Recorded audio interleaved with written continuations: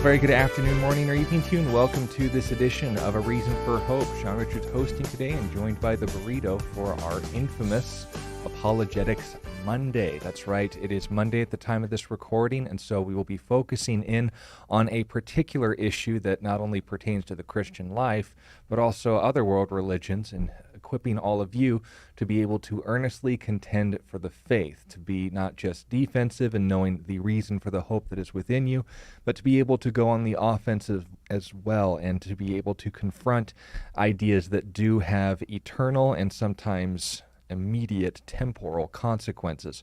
We want to be informed about our beliefs, not only pertaining to the Bible, but also have enough respect for those around us to be able to and be comfortable with our own beliefs to the point where we can confront ideologies at their source. And so, of course, taking the time to do what most do not have the free time to do, we are making this information accessible to all of you so that you not only have an informed perspective on worldviews apart from your own, but using this to build up and shore up your own foundations to equip you for engaging with people on an informed basis. We want to be able to communicate the gospel, and that means talking to other people. Other people have other minds, other backgrounds, and other beliefs. And it does help to be able to know what those beliefs are so that you can focus it instead on the gospel. So that's what we are here to do today. Note that the purpose of this radio program and this live stream and wherever else you are viewing it from is to answer your questions about the Bible. So insofar as we have the liberty, we are making that acceptable and accessible to all of you to send us your Bible questions whenever possible. First and foremost, if you want to join us on social media, our YouTube page is A Reason, the number 4 Hope. We are live streaming there right now from 4 to 5 p.m. Arizona time, and you can join us by subscribing to us there and leave your questions in the comments. Facebook will work the same way at Calvary Christian Fellowship of Tucson, or CCFTUCSON. You can leave us your questions there or in the inbox of our Facebook page, and we'd appreciate a follow. Twitter is SCOTTR, the number 4H, Scott R4H. If you tweet us at Scott R4H, we will receive your questions just as if it were a question in the comments. We also live stream there. And lastly, our website is calvarychristianfellowship.com. Click on the Watch Live tab and you'll be sent to a page where you can watch us live and leave your questions absolutely free. But note as well, if we are off the air, you can still email us your questions at a reason, the number 4 hope.org. Looking forward to seeing what God does with the broadcast, and of course, hopefully equipping all of you for conversations we wish we'd never have to have, but it is a fallen world. So why don't we take a moment to pray? Hope that once again He equips us for every good work, including discussing the topic matter, which I never imagined myself having to read up on, but here we are. Dad, thank you for the opportunity you've given us to be able to be in your word, among your people, and in your spirit. And I pray a double portion for myself as well as for all those listening, that while this information will be rightfully angering to those listening, whether it's as an insult to their religious background or an affront to humanity itself, we know that this grieves your heart just as much as it does ours, if not more so. And we ask for the kind of heart that will not only be stable in confronting this, but also firm in understanding this is an evil that needs to be opposed. Allow us to be able to value truth above all else, to be able to effectively answer and respond to those who are victimizing those most precious in your sight. And as we go through these passages, that it would be not just information, but ammunition used to combat bad ideas that are harming people, even the most precious of us, every single day. And we ask this in Jesus' name. Amen. Well, there's no further delaying it. Today's topic is going to be child marriage. Now, obviously, this is not as graphic as it's oftentimes portrayed, but as is the case on social media, the very use of terms of those attracted to minors is censored and prevented from being circulated in ways that it ought to be. So I will simply get to the chase and not allow myself to be censored, and hope that you all will take in this information readily. Of all the issues that can and should be challenged in society, the victimization of the helpless is high on the West's list of priorities, and I emphasize that for a reason. When celebrities are even associated with people who've trafficked children, they are considered the worst people imaginable. I'm, of course, referring to the Epstein files. The idea of someone we don't even know rightfully being convicted of harming a child would automatically bring to mind that they deserve the death penalty and then some, and I personally agree. Jesus himself in Matthew 18:6, Mark 9:42, and Luke 17:2 said that harming a child is something you will answer for so harshly before the throne of God that it's contrasted with the better option of being tied to a rock and drowned than answering for that kind of criminal action. Even criminals themselves would discriminate and distance themselves from those who've committed crimes against children. Yet the Muslim world would model itself after a man who not only committed every crime imaginable against children, yet even more seriously, he institutionalized it by making himself the moral example of all Muslims in history. It is because of this that the Muslim community has been very proactive in dismissing, whitewashing, and covering up all claims and practices of Muslims that tie back to Muhammad and the behavior that he normalized. The reason why every non-Muslim, Christians included, should be able to know where these ideas come from and why they are wrong, apart from the obvious, is because most Muslims will and have rejected Muhammad when these truths have come to their knowledge. It won't be easy, since the average Muslim is raised from knee-high to a grasshopper of him being the perfect man in their eyes, and in practice, as well as in their rituals and prayers, they treat him on a higher level than their God. Yet, if this truth is made common knowledge, very good things will happen. For example, prison conversions of Islam will drop below zero, thus cutting them off from the types of people who are most likely to go on to commit terrorist acts. The average person will want nothing to do with Islam because they don't want to associate with someone who made Epstein look like a saint, and Muslims themselves will make a very clear distinction between those who will follow Muhammad blindly and those who are actually capable of being saved. There always will be people who, regardless of what Muhammad has done, will still follow him because that's just what you do in our hometown, and those aren't the kind of people that can be reasoned with. But if, on the other hand, you are dealing with someone who's like, well, I need more evidence to conclude that, then of course you've separated the lamb from the goats as far as someone you'd want to have a conversation with, because the overwhelming majority of Muslims, in particular in the West, appreciate the influence that Christianity has had on history. And we also need to note as well that while this behavior is completely unacceptable, there will be people who, as we've seen with the Epstein scandals, have not really cared as far as the victimization of children, but have weaponized any negative perception of somebody in order to achieve political points. And of course, that's not what we're here to do. When it ultimately comes down to it, we need to understand why, from an informed perspective, this is wrong. And when dealing with issues like child marriage, the victimization of children in any context, we need to be ready to engage with people who would promote this kind of ideology, whether willing or unwillingly. So in this, we're going to be going through 7 factual claims, not just regarding the nature of child marriage and why it is the most prevalent, bar none, in the Islamic community, but also going through the facts on the table from both a secular and sacred perspective in regards to why this is something that falls short of morality. And of course, we will also use whatever time is left over to address the counterclaims that are made by Muslims in the famous, well, you do it too. Rebecca was 3, Mary was 12. We will be happy to go through those from an informed perspective, but I first want to make sure that all of you are aware of where these ideas come from in the Islamic community, so that when, and they should, have the first knee-jerk reaction of denial, dismissal, or, of course, dodging the issue, that this is actually the facts on the table.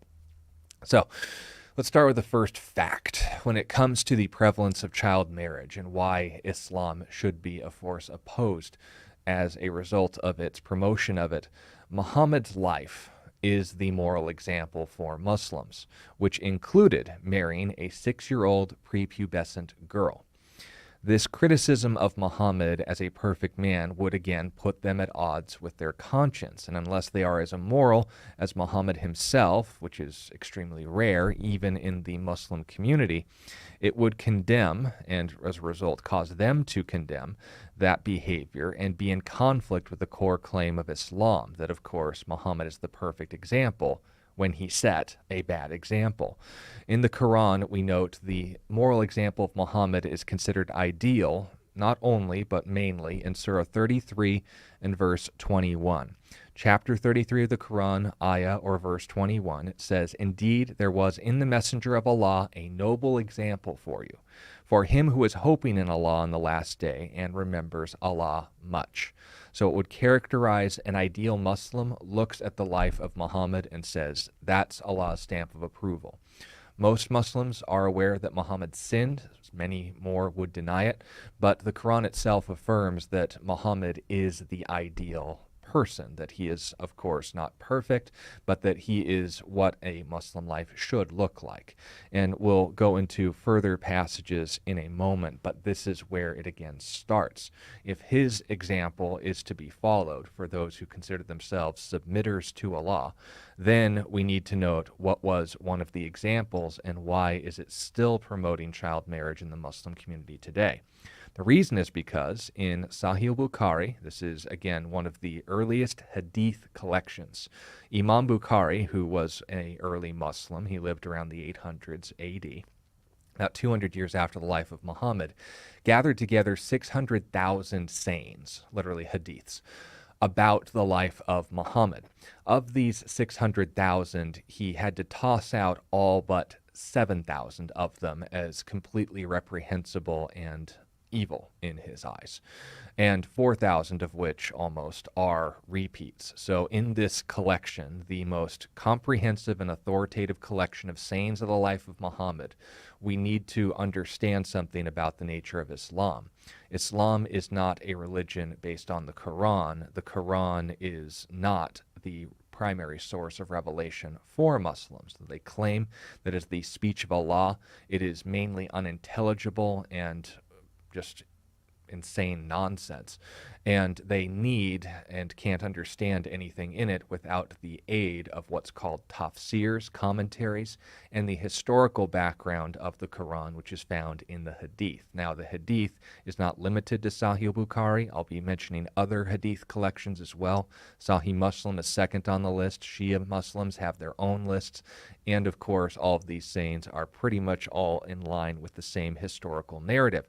But in these sayings, what we're essentially reading is the historical background of the New Testament for Muslims. That, of course, we're not just reading the red letters of Jesus, but the black letters that explain where he was going, why he said this, so on and so forth. So the Hadith is not something that is secondary to Islam. And if you find a Muslim that hand waves and says, I want to know the age of Aisha according to the Quran, you're not going to find even Muhammad's name in the Quran. He's only mentioned 4 times parenthetically and is referred to by titles and honorifics. The translations don't actually mention Muhammad. But in Sahih Bukhari, hadith number 5134, we have a hadith narrated from Aisha herself. This was Muhammad's favorite wife. It says that the Prophet married her when she was 6 years old, and he consummated his marriage when she was 9 years old. Hisham said, I have been informed that Aisha remained with the Prophet for 9 years, i.e. until his death. Now, that is a very clear statement, but there will always be those who will dismiss and wave away that as an unreliable source of information. But once again, this is a Sahih Bukhari collection, Sahih meaning reliable or perfect, and this is the primary source regarding where Muslims get the information regarding not just how often to pray, but in what position to pray, what to face when they pray. That sort of information isn't found in the Quran. And for them to dismiss the Hadith collections as any meaningful source on Muhammad, say that's a weak Hadith, this is Sahih, but also noting this as well, this as reliable, it's also the source on Islam and what Islamic practice actually is. And since 90% of the Muslims you're going to run into are Sunni, or who follow the Sunnah, the way to water of Muhammad, they are going to recognize Bukhari as their authoritative source, and this is important. So Sahih Bukhari 5134 starts with that, but it's not only worth noting because the main objection you're going to hear in response to this is that Aisha was post-pubescent, that she was an early bloomer, apparently, at the age of 9. That's why he waited. Well, here's where that falls flat. In the same source, Sahih Bukhari 6130, we're told, I, that is Aisha, used to play with the dolls in the presence of the Prophet, and my girlfriends also used to play with me. When Allah's messenger used to enter my dwelling place, they used to hide themselves, but the Prophet would call for them to join and play with me. Then it notes the playing with the dolls and similar images is forbidden, but it was allowed for Aisha at the time as she was a little girl and had yet not reached the age of puberty. So in Sahih Bukhari 6130, we see a further emphasis that Aisha wasn't just prepubescent according to the number attributed to her age, but also according to the practices that she was allowed to participate in. You were allowed to play with dolls until you reached puberty because, again, idols, images are forbidden. But girls were given this permission because they weren't considered adults yet. They weren't morally accountable. So Muhammad, at the time of his marriage, was encouraging this kind of behavior, and that would note that, according to the Hadith narration, the same resource they get about the 5 pillars and the 6 articles of faith, everything that defines Islam as what it is, we are told that Aisha was prepubescent. The marriage contract of Aisha, which is noted in not only Sahih Bukhari 3894, but also Sahih Muslim 1422. And I quote, "The Prophet married me when I was 6 years old.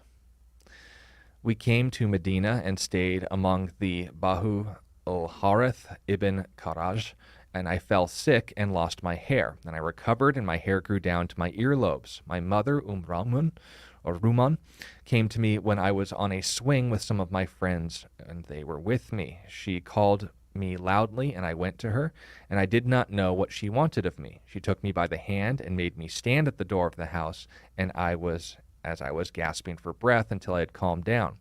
She took some water and wiped my face and head with it. Then she took me into the house. There were some women of the Ansar in the house who said, 'With good wishes and blessings and good luck.' She handed me over to them, and they adorned me, and suddenly I saw the messenger of Allah at mid-morning, and they handed me over to them. At that time, I was 9 years old."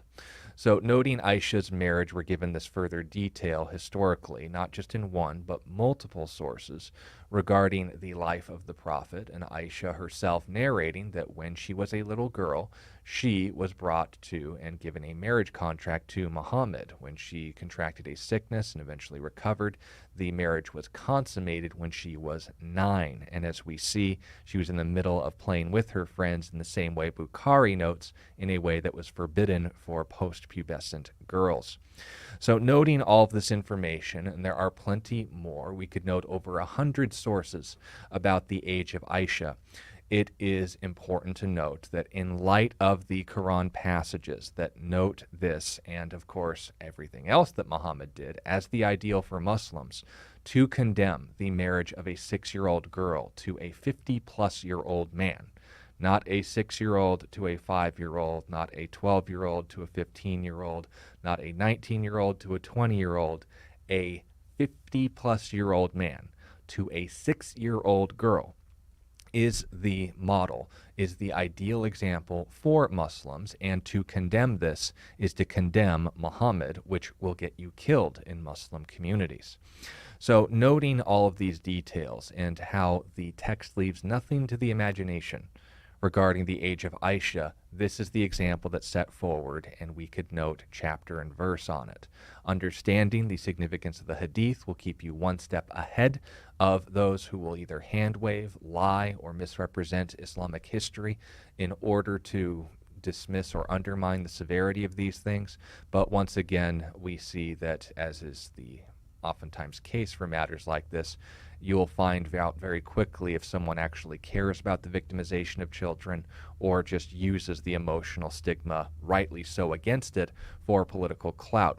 But that's only our first fact. The second fact that I want you all to be aware of is that Muhammad's revelation from Allah includes instructions on how to properly divorce and remarry prepubescent girls.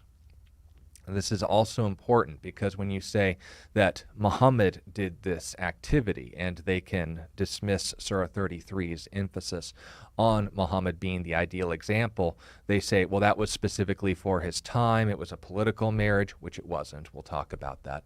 But also noting as well that you can just hand wave, dismiss, undermine.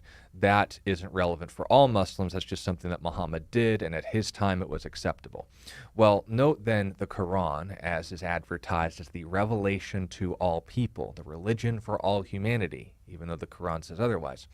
They have to note and acknowledge the teachings of Muhammad. The takeaways of Muhammad weren't just modeling his lifestyle, but within the Quran there are instructions that enable and outline what child marriage is going to look like, and it is not a big fat no. This, again, needs to be understood to prevent the argument, this unique situation, or Aisha was a unique individual. The Quran's teachings and instructions for their divorce and remarriage, the term being used is iddah, of girls after they stop having menstrual cycles and of those who haven't had any, is morally reprehensible and needs to be enforced against by law. This is Surah 65 and verse 4. And for those of your women who despair of the menstruation, if you doubt that they might be pregnant, their prescribed waiting time is 3 months, as well as for those who have not yet begun menstruation. And as for the pregnant ones, their term is until they give birth, and whoever fears Allah, this will make the affair the easiest.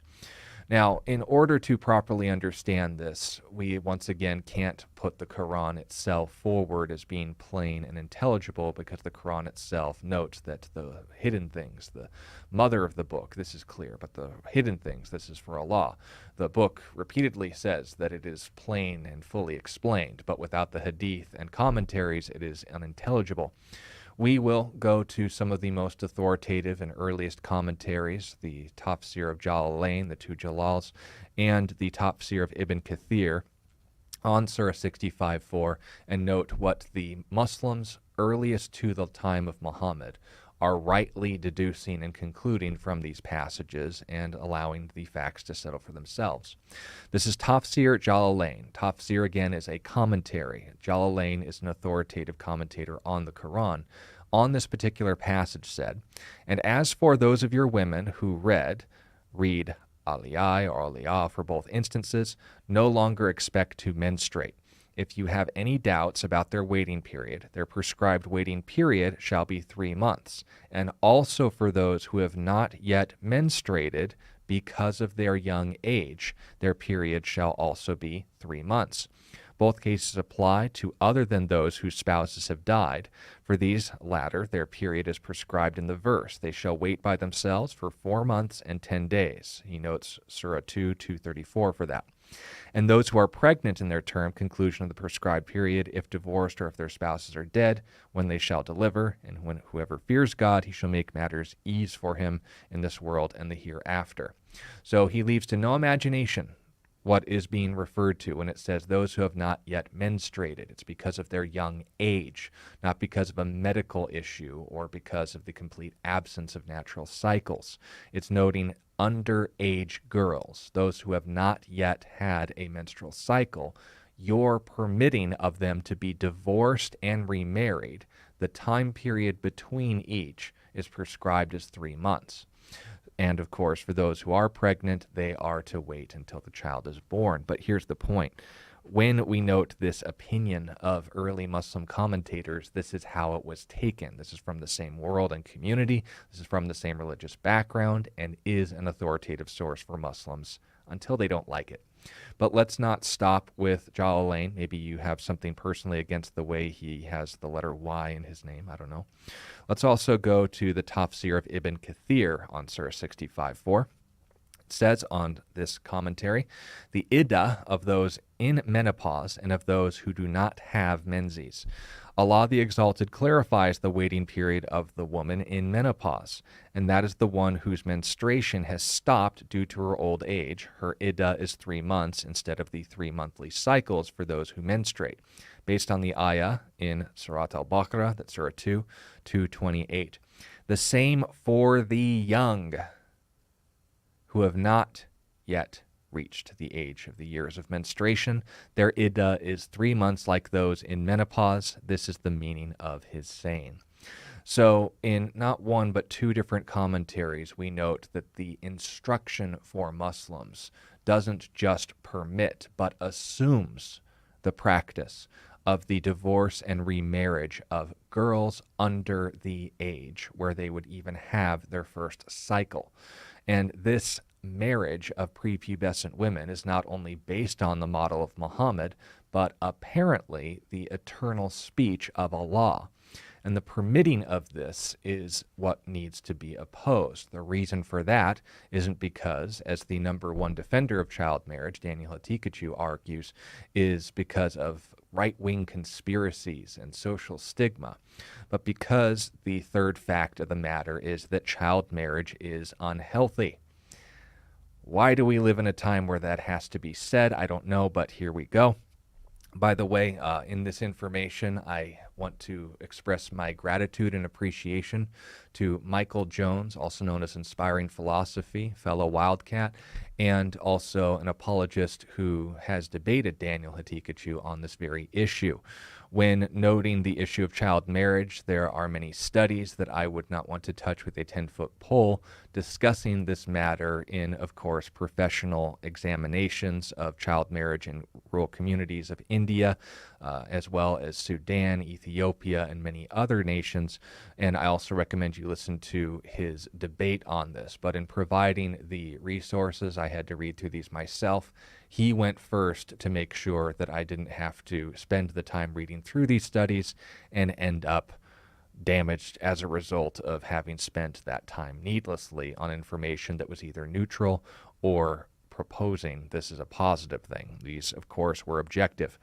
The main conclusions that they came to in these studies, and again, the sources for this are an epidemiological study of child marriages in a rural community in Gujarat, and the health consequences of child marriage in Africa. I recommend you read them on your own time as well.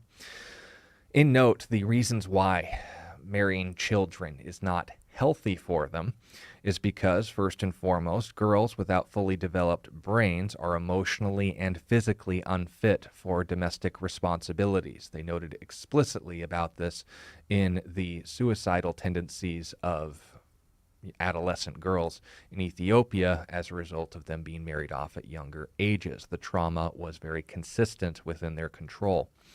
Girls, without having completed the production of their mammary glands, are unable to nurse effectively, thus denying their child necessary nutrition.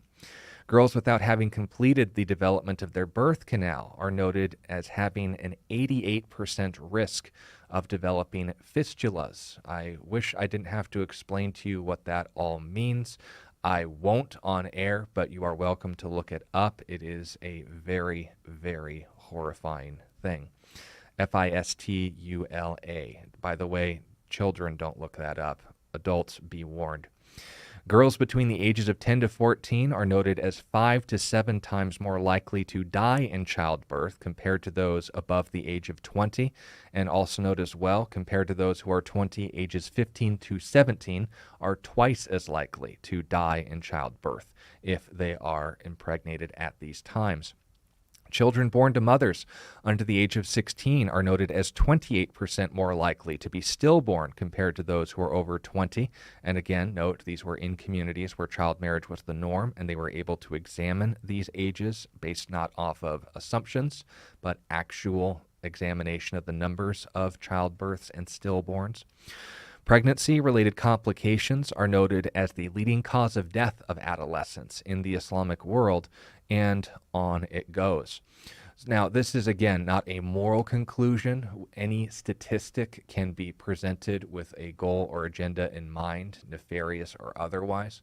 But when it ultimately comes down to it, the conclusion of something being unhealthy as opposed to immoral is a separate argument. And from these professional studies, we note a likelihood of death increasing or even quadrupling compared to those who are at a certain age post-pubescent would in fact lead to that conclusion, because good health is that which is not what immediately pertains to or is associating with death. Unhealthy environments are those that can cause you physical and mental harm.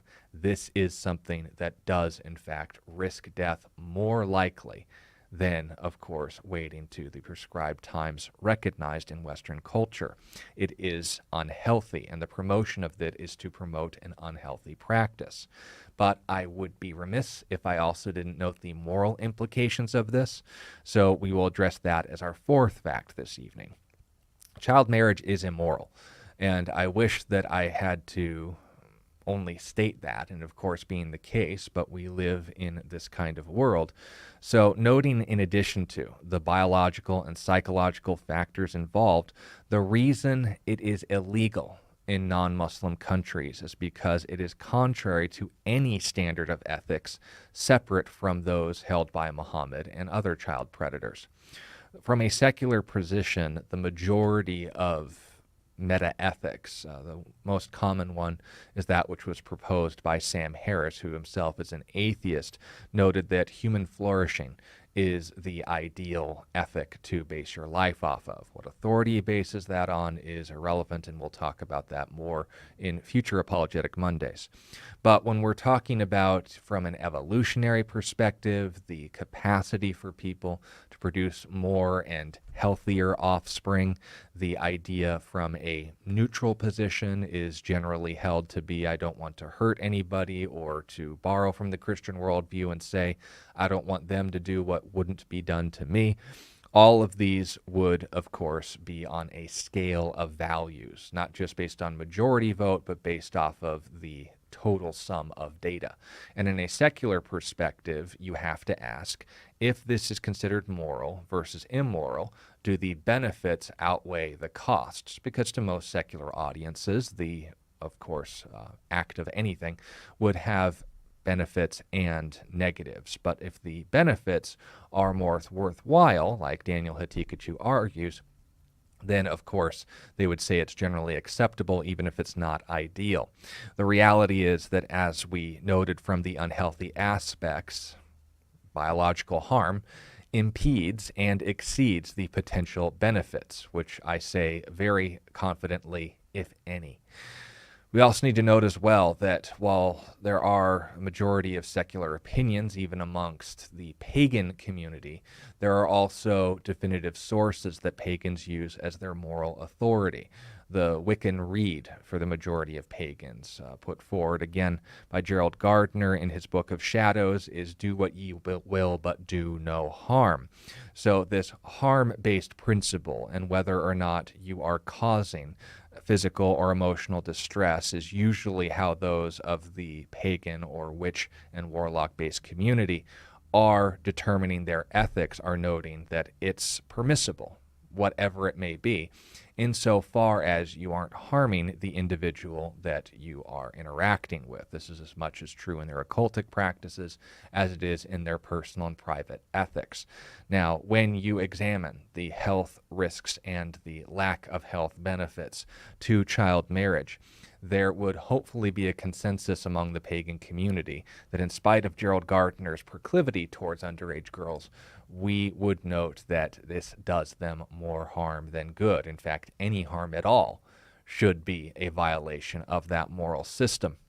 And we need to be able to effectively communicate and understand that. We have common ground with a lot more people than we realize, and being able to call these groups to oppose this issue alongside us will hopefully draw more attention to these issues than the Muslims who desire to keep it under wraps.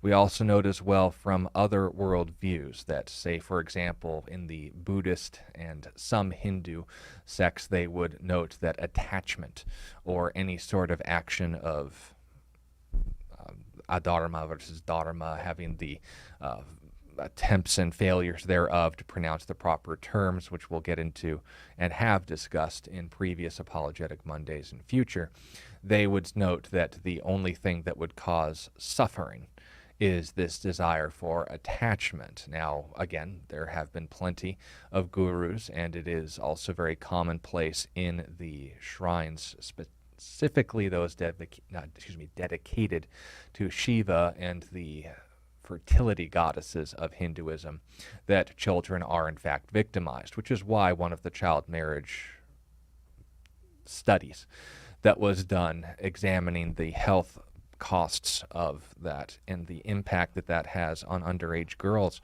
was in fact in some Hindu communities. But you can emphasize to them, and this is worth noting, that for most Hindus and for most Buddhists, that this note of attachment would discourage any form of marriage, but also noting as well the concerns that we should have in victimizing people and noting that the trauma will attach them more to the suffering of this life rather than being a prevention of it. We want to be the distancing of suffering rather than the cause of suffering, and child marriage does in fact cause suffering.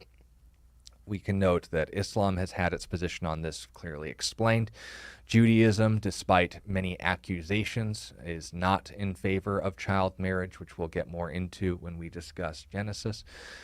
But there are Talmudic sources and rabbis that have had various opinions. We've discussed this before, but I'll say it in noting this now, that the Talmud is a collection of commentaries from rabbis or those who are respected commentators on the Bible, who of course had their writings for the most part against their better wishes collected and compiled for the benefit of the larger Jewish community. But the opinion of an individual rabbi does not speak for all of Judaism, just like the misrepresented or outright lied about list of Talmudic passages speak for Judaism as a whole.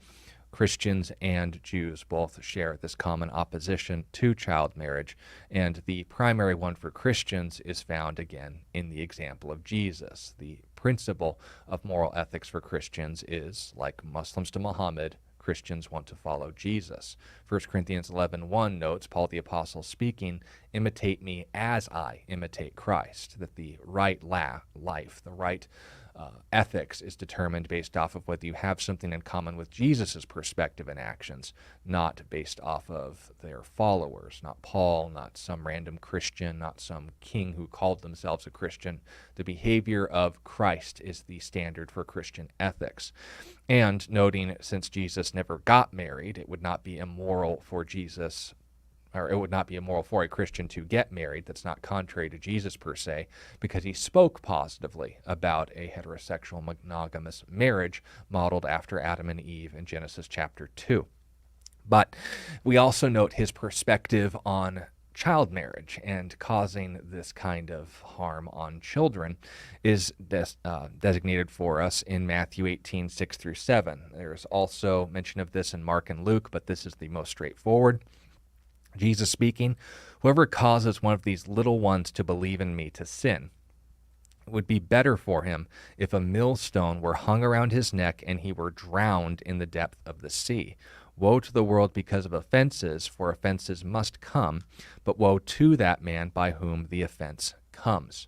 So Jesus' perspective on the victimization of children is contrasted with having a millstone hung around your neck and thrown into the sea. We note from the parallel passages, he mentions Judgment Day, he mentions other things, but this millstone illustration is the kind of rock that was so heavy that it was suitable for crushing grain and making it suitable after, of course, it had been properly threshed and harvested from the fields so that it could be made into flour and eventually bread. This, again, is a very interesting picture of a very heavy rock being tied around your neck and thrown into the ocean. It is better for you, Jesus says in his mind, than, of course, being the kind of person who would commit this kind of offense, those towards children, since we can note from every moral perspective, apart from those that are either amoral, already in favor of this hedonistically, or of course, a part of the Muslim community, we note that this immorality is a common feature in every study of ethics, every discussion on morality. And this is what would bring us to the fifth fact. When you are arguing the true religion, this right revelation from God, in Surah 65:4 and in Surah 33, making Muhammad the ideal and noting these realities about the life of Muhammad, the true religion wouldn't promote these sort of things, not because I have a negative emotional reaction to it. That is not my basis for ethics. The reason is because if Islam is true, then they, as well as all of us, would have to justify something that is by its own nature unjustifiable. If these claims, that is referring to Muhammad's child bride and his promotion of child marriage and the divorce and remarriage of children under the age where they have achieved puberty, these claims being true, the perfect religion of all time and all humanity runs contrary to their own conscience as well as biology, but we don't have to go into that. If Islam is false, they have to acknowledge Muhammad's immorality and the self-serving nature of a culture built around his satanic desires. If the claims about Islam are false, then they, of course, have to throw out the Quran, the Hadith, and the life of Muhammad, which are all standards for Islam, which leaves nothing left to define Islam. And lastly, if Islam were from God, it wouldn't make the foundation of it a self-defeating system. So notice in every possible discussion of this, if Muhammad's right, it's contrary to nature. If Muhammad's wrong, he's just wrong. If this system is in error, then of course the system falls apart. And if the basis is this is a revelation from God, then there shouldn't be this kind of self-defeating system within its core foundations. And this is just discussing the implications of one issue, not just discussing the Islamic dilemma and the other issues that have yet to have any meaningful response. The sixth fact that we'll discuss this evening is that the denial or dismissal of Muhammad's actions or teachings is not effective in dealing with this issue. The reality is that Islam is submission to Allah, and submission to Allah is defined and demonstrated by the life and teachings of Muhammad. Any disagreement with your submission to Muhammad means that you are no longer a Muslim. This is Surah 33, Ayah 36, and was not for a believing man. It is not for a believing man or believing woman. If Allah and His Messenger judged an affair, that they would have a choice in the affairs.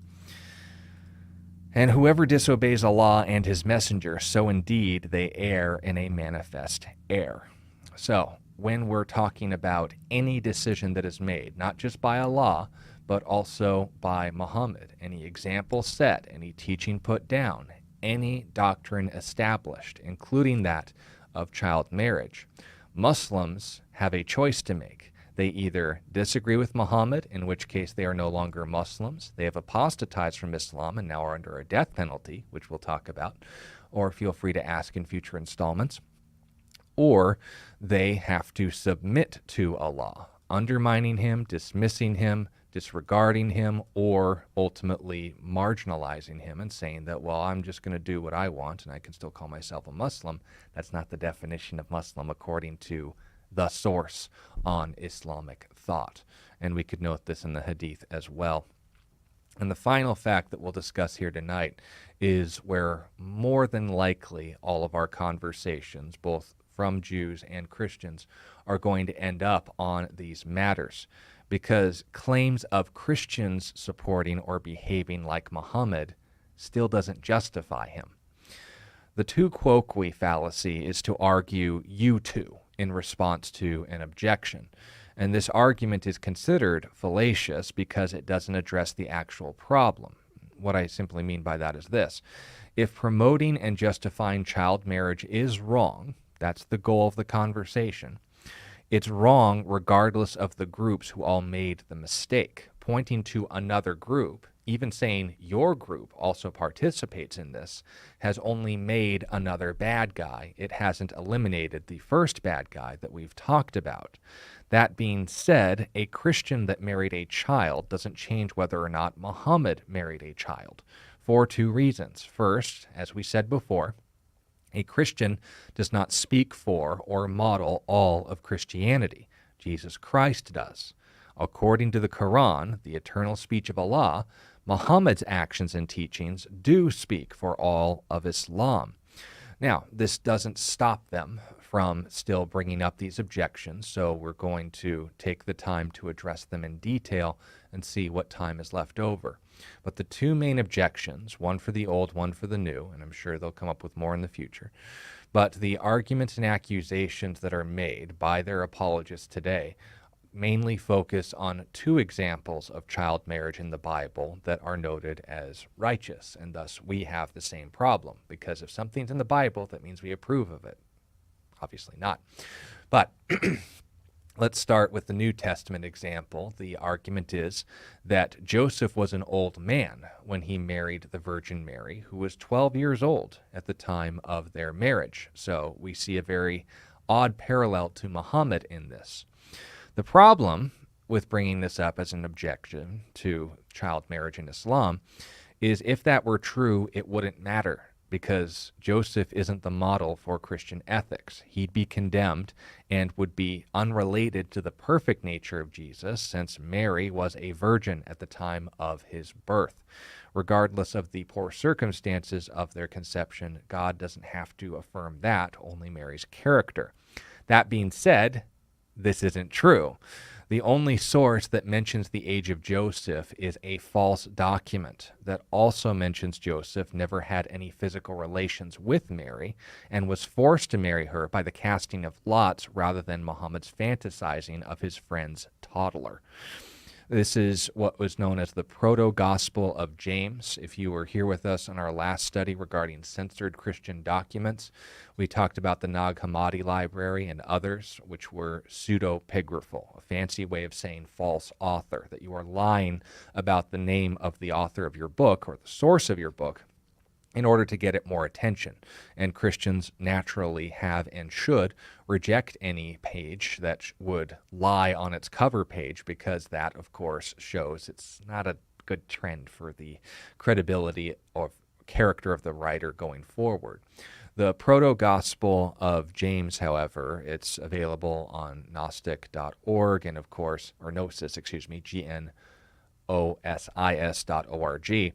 And in the Proto-Gospel or Proto-Evangelion of James, verse 9, notes a very interesting account, and this is worth paying attention to. I'll read through it. And Joseph, throwing away his axe, went out to meet them, and when they had assembled, they went away to the high priest, taking with them their rods. And he, taking the rods of all of them, entered into the temple and prayed. Having ended his prayer, he took the rods and came out and gave to them, but there was no sign of them. And Joseph took his rod last, and behold, a dove came out of the rod and flew upon Joseph's head. And the priest said to Joseph, "You have been chosen by lot to take into your keeping the virgin of the Lord." But Joseph refused, saying, "I have children, am an old man, and she is a young girl. I am afraid lest I become a laughingstock to the sons of Israel." Imagine that. Jews at this time would laugh at him for marrying an underage girl.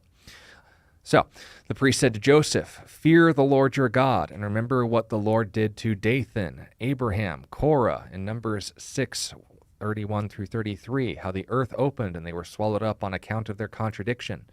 And now fear, O Joseph, lest the same things happen in your house." Joseph was afraid and took her into his keeping. And Joseph said to Mary, "Behold, I have received you from the temple of the Lord, and now I will leave you in my house and go away to my buildings, and I shall come to you. The Lord will protect you." So notice that despite the comparison of this to Muhammad, The passage itself notes that unlike Muhammad's account, which you can read in Bukhari and Muslim, he started having lurid dreams about his friend Abu Bakr's daughter, who was 6 years old at the time, and commanded as a result of her being brought to him on a sheet that this was marks for him to marry her. And noting he didn't wait for consummation, that was the demonstration of his sick and disturbed mind. But in the comparison to Christian sources, first and foremost, the Proto-Gospel of James is not in our Bibles for a reason. The author was writing this over 2 centuries after the death of the Apostle James, who was the leader of the early church in Jerusalem and the biological half-brother of Jesus, the firstborn son of Mary and Joseph, naturally. This, of course, includes in this false account, not even helpful to the Muslims, by the way, that despite the age differences between Joseph and Mary, he didn't want to marry her, and that her being a young girl was only taken under his care because of supernatural threats against his life, that he'd be Pac-Man in the earth like Korah was in Numbers 16.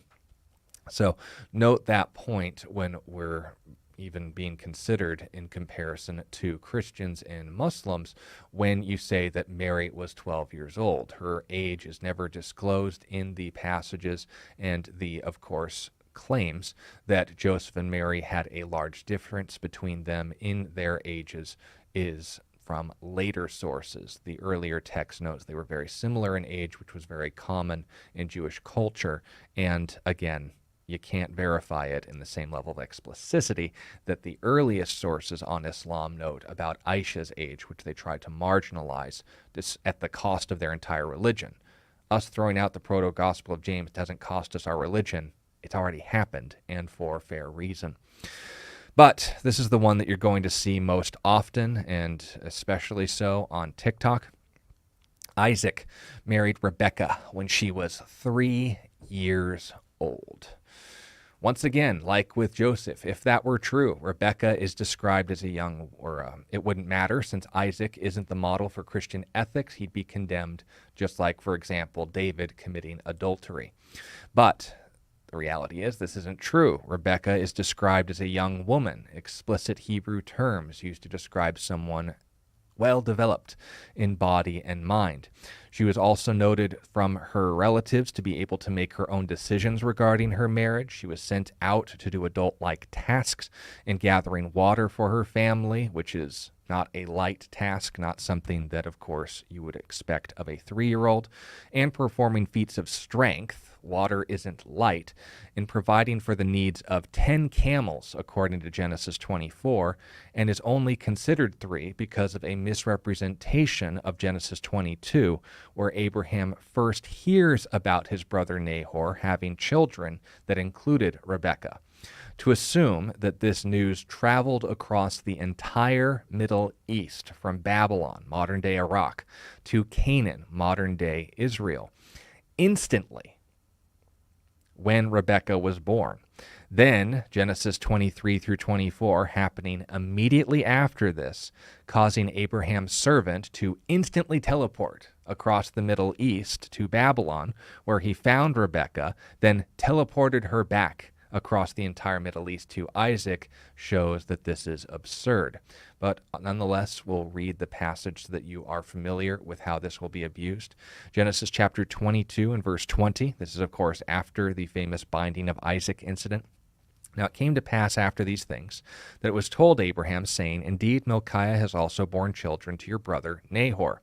Huz, his firstborn, Buz, his brother, Kemuel, the father of Aram, Chesed, Hazo, Pildash, Jidlaph, and Bethuel. And Bethuel begot Rebekah. These 8 Milcah bore to Nahor, Abraham's brother, his concubine, whose name was Remuah. He also bore Teba, Gaham, Thalash, and Maachah. But here's the point. The argument is that when Rebekah was born, this news that was brought to Abraham happened instantaneously, which even during the time of the Hellenistic roads of Alexander the Great that weren't developed until about another 1800 years after this, denoted at minimum a 5 to 8 month journey just to deliver this news to Abraham. To note and assume that the time between Genesis 22 and 24 is instantaneous is inaccurate, since Abraham was, of course, well above the age of course, not matching 3 years, but being old, to the point where he thought he was going to die, and sending Eliezer, his servant, across the Middle East. Doesn't happen instantaneously, but also, even more importantly, doesn't bring her back instantaneously either. Even if Rebekah was 3 at the time that this news reached Abraham, it would still take at least a year to get her, bring her back, and the details given in the account don't match that being the case. And just for the sake of time, I'll note an additional one, because this one was sent along to us at A Reason for Hope. They also note that God describes Israel as an underage girl that he wanted to marry. Once again, if that were true, in Ezekiel 16, it would be a poetic illustration rather than an instruction on underage marriages. The reality is that this isn't true. The illustration includes God waiting until she's fully grown and her breast formed before entering into a covenant with her and calling her beautiful. This is the passage, Ezekiel 16. Again, the word of the Lord came to me, saying, Son of man, cause Jerusalem to know her abominations, and say, Thus says the Lord God to Jerusalem, Your birth and your nativity are from the land of Canaan. Your father was an Amorite and your mother a Hittite. Not good background for a Jew.